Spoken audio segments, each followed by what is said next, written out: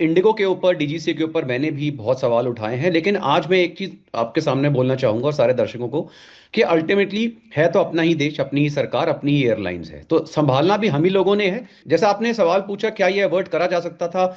100% देखिए, हर एक डिजास्टर इस तरह का अवॉइड करा जा सकता था। 2 साल का लीड टाइम होने के बावजूद अगर आप एफडीटीएल रूल्स को अप्लाई नहीं कर रहे हैं, आपने अपनी हायरिंग के ऊपर फ्रीज लगाया हुआ है, डिस्पाइट ऑफ द फैक्ट कि आप फाइनेंशियल ईयर 25 में 7,258 करोड़ का प्रॉफिट शो कर रहे हैं, तो उसका मतलब है कि कहीं ना कहीं हम इसमें डीजीसीए की भी गलती मानेंगे, इंडिगो की तो है ही। अब काफी अच्छे करेक्टिव मेजर्स जो हैं वो लिए गए हैं। इंडिगो ने अनाउंस करा है कि हमारे पैसेंजर को 10,000 का जो वाउचर है, जो 12 महीने तक वैलिड रहेगा, वो देंगे फ्लाइंग के लिए।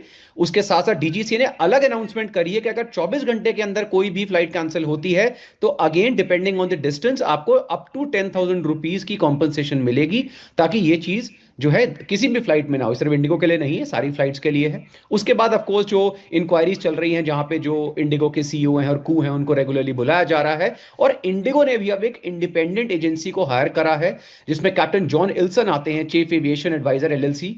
40 साल का उनको एक्सपीरियंस है, और वो अब आके इंडिपेंडेंटली ये चीज अगेन इंडिगो की तरफ से चेक करेंगे कि ये डिजास्टर एग्जैक्टली हुआ कैसे। तो डीजीसीए के अंदर जो फ्लॉज हैं वो सिर्फ डीजीसीए में नहीं है, वो गवर्नमेंट के सारे डिपार्टमेंट्स में है।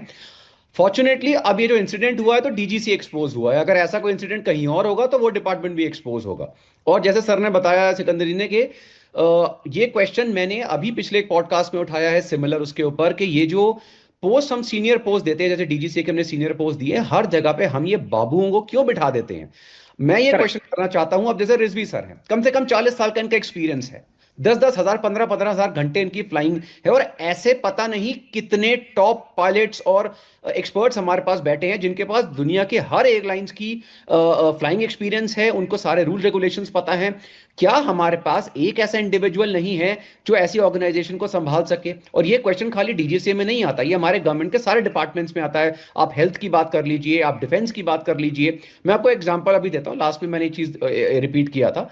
जब मैं एयरफोर्स में था, यंग ऑफिसर्स थे हम, तो एक हमारे जो एयर ऑफिस पर्सनल थे, मार्शल, वो आए हमारे को एक बार लेक्चर देने। तो उन्होंने बताया, भाई बहुत डिले हो रहा है, और आपको याद होगा 2013 से पहले डिफेंस में प्रोक्योरमेंट होती ही नहीं थी। तो करेक्ट, मैंने बिल्कुल। क्वेश्चन मैंने पूछा कि यार ये क्या हो रहा है सर, ये इतना डिले है, हम विंटेज एयरक्राफ्ट उड़ा रहे हैं, कि व्हाट इज द अपडेट? तो उन्होंने एक बड़ा अच्छा आंसर दिया। अगेन वो भी दुखी थे, उनके हाथ भी बंधे हुए थे। कहना, अक्षय, जो नए अपने डिफेंस सेक्रेटरी आए हैं, वो अभी एग्रीकल्चर से आए हैं, तो अभी 1-2 साल उनको समझने में लगेंगे, तब तक उसके बाद कोई और आ जाएगा। तो अल्टीमेटली जो डिसीजन मेकिंग पावर है वो उसी लोग इंसान के हाथ में है, जिसको उस डिपार्टमेंट के बारे में कोई आइडिया नहीं है।